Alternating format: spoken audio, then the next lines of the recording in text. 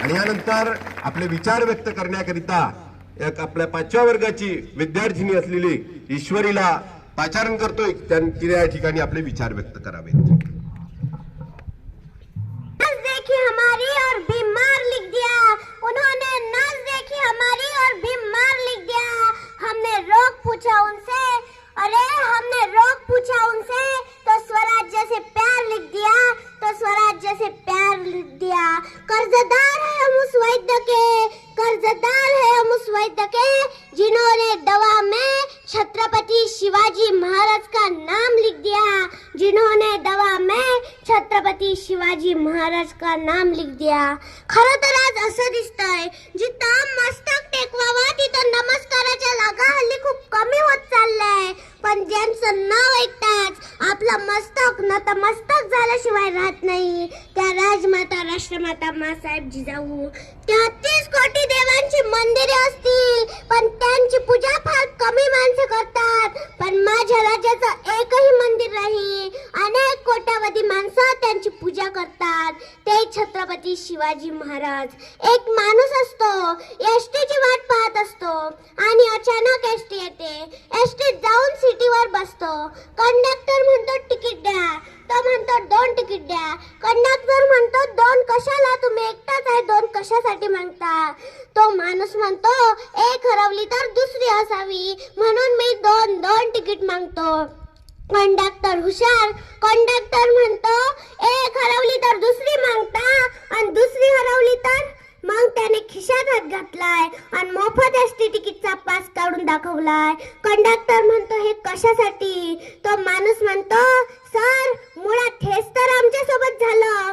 आम्हाला पहिली तिकीट मिळाली होती छत्रपती शिवाजी महाराजांची, तेही आम्ही हरवून बसलो, आणि दुसरी मिळाली होती छत्रपती संभाजी महाराजांची, तीही आम्ही हरवून बसलो. आणि जो मोफत एसटी तिकीटचा पास आहे तो होता मासाहेब जिजाऊंचा संस्काराचा, तोही आम्ही हरवून बसलो. मग आमची पोरं म्हणतात नाचू कीर्तनाच्या रंगीत ज्ञानदीप लावू जगी, असं म्हणणारे नामदेव महाराज नाही तर आवाज वाढव डीजे तुला आईची शपथ र, असं म्हणणारे पोरं आपल्याला गावात पाहायला मिळतात. तुम मुझे खून दो मैं तुम्हें आजादी दूंगा, असं म्हणणारे सुभाषचंद्र बोस नाही तर तुम मेरी नहीं हो सकती तो किसी की भी नहीं हो सकती, असं म्हणणारे पोरं आपल्याला देशात पाहायला मिळतात. मग एक कवी म्हणतो कभी होठों के लिए मरे तो कभी नोटों के लिए मरे, कभी होठों के लिए मरे तो कभी नोटों के लिए मरे. अगर होते भगत सिंह जिंदा तो कहते यार सुखदेव हम भी किन हराम जादों के लिए मरे, हम भी किन हराम जादों के लिए मरे. महापुरुषाच्या विचारांचं या मातीमध्ये बलिदान व्यक्त केलं की काय, असा प्रश्न अलीकडच्या काळामध्ये पडला.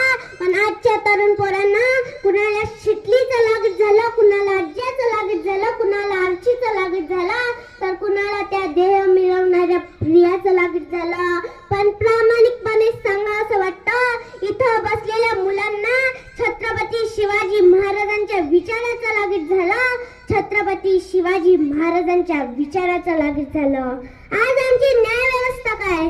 70 वर्षाच्या म्हातारीला कोर्टासमोर बसलेलं पाहून सहज विचारलं तर ती आजीबाई थरथरत्या अंगात उभी राहून म्हणते बाळा 17व्या वर्षी बलात्कार झाला आणि 70व्या वर्षी निकाल आहे. हीच का हो आमची न्याय व्यवस्था. न्याय व्यवस्था तर छत्रपती शिवाजी महाराजांचा राज्यकारभार पाहून लिहिली होती, पण बाबासाहेबांनी सांगितलं हिला चालवणारे हात शिवाजी महाराजांच्या हातासारखे पवित्र असावे. मध्यंतरी आमच्या मंत्रालयाला आग लागली. ती आग विज्ञान युगात असून तीन दिवस विझवता आली नाही. महत्वाची कागदपत्र जळून गेली. पण माझ्या छत्रपती शिवाजी महाराजांच्या काळामध्ये फरमान काढतात रात्रीचे दिवे विझवून झोपा, नाहीतर समाईतली पेटती वाट एखादा उंदीर येईल आणि तोंडात घालेल आणि कापसामध्ये शिरायचा आणि वनवा आग पेटवायचा आणि आग होऊच नाही म्हणून छत्रपती शिवाजी महाराजांचं तंत्रज्ञान काम करायचं. अनेक माणसं वाघासारखी राहतात, अनेक माणसं वाघासारखी जगतात, अनेक माणसं वाघासारखी बोलतात, अनेक माणसं वाघ वाघासारखी कार्य करतात, पण शेतकऱ्यांना वाघ बनवायचं काम फक्त आणि फक्त शिवरायांचेच विचार करतात, शिवरायांचेच विचार करतात. तुम्ही कोणत्याही देशात जा, इंग्लंड जा, फ्रान्स जा, अमेरिका जा, चीन जा, नाहीतर त्या पाकिस्तानात जा, कोणताही असा एक महापुरुष दाखवा की त्याचे गुण गान गात असताना त्याचं, त्याच्या देवाचं, त्याच्या धर्माचं, त्याच्या आईचं, त्याच्या वडिलांचं, त्याच्या सहकाऱ्यांचं 4 दशकानंतरही जय जयकार केला जातो. असा हा महापुरुष शोधूनही सापडणार नाही. पण तोच महापुरुष या भारताच्या मातीमध्ये जन्माला आलाय. त्याचं नाव म्हणजे छत्रपती शिवाजी महाराज. 65 किलोची तलवार वागवतात, त्यांचं नाव आहे साजी. 3000 सैन्याशी एकटाच झुंज देतो, त्याचं नाव बाजी. हात तुटला तरी शत्रूशी लढतो, त्यांचं नाव तान्हाजी. दिल्लीहून पुण्याला 8 तासामध्ये घोडा आणतो, त्यांचं नाव संताजी. शत्रूच्या शावणीत घुसून सोन्याचे कळस कापून आणतो, त्यांचं नाव धनाजी. वाघाच्या समोर जाऊन वाघालाच फाळतो, त्यांचं नाव संभाजी. आणि या सर्वांना जमा करून रयतेच्या राज्यासाठी लढवये बनवतो, त्यांचं नाव छत्रपती शिवाजी महाराज. शिवरायांनी जीवावर जीव देणारी माणसं तयार केली. महाराजांनी तान्हाजीला बोलवावं आणि म्हणावं, तान्हा तेवढा कोंडाणा घ्या, मग तुमच्या विधानसभेच्या तिकिटाचं बक्का करू. बाजी तेवढी खिंड हलवा, मग तुम्हा जिल्हा बँकेचा अध्यक्ष करू. मग दिल्ला काय महाराजांनी आपल्या सवंगड्यांना की माणसं मरायला तयार झाली. महाराजांनी स्पष्ट सांगितलं, हे तुझं राज्य आहे. तुला जर वाटत असेल माझं राज्य व्हावं तर आहे, तुला जर वाटत असेल माझ्या आई बहिणी सुरक्षित राहाव्यात तर आहे, तुला जर वाटत असेल माझ्या उद्याच्या पिढ्या सुखानं नांदाव्यात तर आहे. शिवरायांचं राज्य म्हणून नाही तर रयतेचं राज्य म्हणून आहे. म्हणून जीवावर जीव देणारी माणसं तयार झाली. या प्रवाहात माणसं सामील झाली. जात पात धर्म भेदभाव न करता रयतेला सुखाचे दिवस आले. शिवकाळ हा जगातला पहिला काळ. इथे माणसं जगण्यासाठी नाही तर एका पायावर मरण्यासाठी तयार झाली. एकदा उत्तर भारतातल्या कवीला महाराजांचा इतिहास कळला आणि तो महाराष्ट्रात आला. राजवाड्याच्या मंदिरात महाराजांवर कविता करू लागला. महाराज पण तिथेच होते. त्याने महाराजांना ओळखले नाही. त्याला महाराज म्हणाले, कोण तू? कविभूषण. कोठून आला? उत्तर भारतातून. कशासाठी? शिवाजी महाराजांवर कविता करण्यासाठी. म्हण मग, द्रावड उमरे दंड पर, चीता मुगरा झुंड पर, भूषण वी तृंड पर, जैसे मुगराज है, तेज दम अंश पर, कान जिमी कंस पर, तो मलेच्छ वंश पर, शेर शिवराज है, शेर शिवराज है. समोर असलेल्या माणसाला कविता आवडली. समोर असलेला माणूस कविभूषणला म्हणाला, परत एकदा म्हण म्हटली, पुन्हा म्हटली, आणखीन म्हटली. शेवटी कविभूषण म्हणू थकून गेला आणि समोर असलेल्या माणसाला म्हणाला, कोण तुम्ही? मी शिवाजी महाराज. अरे तू जितके वेळा कविता म्हणत होता तितके लाख मी तुला देत होतो. कशाला कविता बंद केली? त्यावर कविभूषण म्हणाला, महाराज मी लाख कमवण्यासाठी नाही आलो, तुमचा लाख मोलाचा सहवास मिळावा म्हणून आलो. म्हणून महाराजांनी कवी लेखकापेक्षा प्रत्येक क्षेत्रातल्या कलाकारांची कदर केली. म्हणून रयतेचे राज्य निर्माण झाले. आजकाल आपली परिस्थिती काय झाली? घरापुढची तुळशी गेली, घरातली माणसं आळशी झाली. घरापुढचा सडा गेला, घरामध्ये राडा झाला. घरापुढची रांगोळी गेली, घरातली माणसं रंगोळी झाली. आईची मम्मी झाली, मम्मी रमी खेळू लागली. बाबाचा डॅडी झाला, डॅडी ब्रँडी पिऊ लागला. आईची मॉम, बाबाचा पॉप, पॉपच्या जमान्यात आपल्या लेकराचा लॉलीपॉप कधी झाला हे आम्हालाच कळलं नाही. शिवाजी महाराजांची जयंती आली की मराठ्यांनी साजरी करायची. बाबासाहेबांची जयंती आली की बौद्धांनी साजरी करायची.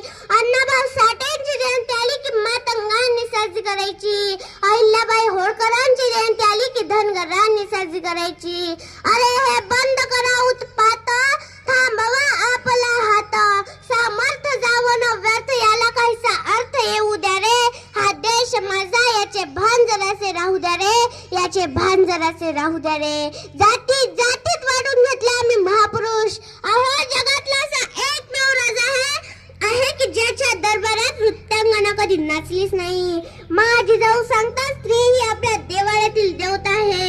आणि छत्रपती शिवाजी महाराज स्वतः सांगतात स्वराज्यातली प्रत्येक स्त्री ही आई बहिणी समान वागली गेली पाहिजे. पण आजच्या मावळ्यांनी दाढी मिशी वाढवली, डॉल बिडीच्या वरती गाणे वाजवायला सुरू केले, मुन्नी बदनाम झाली, शीला जवान झाली, पिंकी पैसे वाली झाली आणि आपल्याच बहिणीचा लक्तर आपण गावाच्या वेशीवर टांगायला सुरुवात केली. अंधार होत असला तर दिवा पाहिजे. माझ्या महाराष्ट्राच्या मातीत एक शुभासारखा युवा पाहिजे, एक शुभासारखा युवा पाहिजे. धन्यवाद.